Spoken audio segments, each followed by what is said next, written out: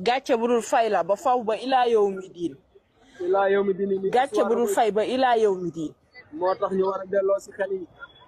àdduna yàggul loo fi mënti am boo sukuraatee rëcc ko loolu la. xaslu na askanam. loolu la oustaz Alioune Sall doon wax luñ la fi mënti jox boo sukuraatee rëcc ko. dégg naa ne amoon na ay kër waaye tey këru ko jafe bañ ñu koy taal si kaw tali. kon loolu mbokk yi loolu message la. àdduna du kër nañ bàyyi xel bu baax si lu ñuy def. ay waay samay càmmeñ yeewu leen. nañuy yeewu. bàyyi leen xel lii. àdduna.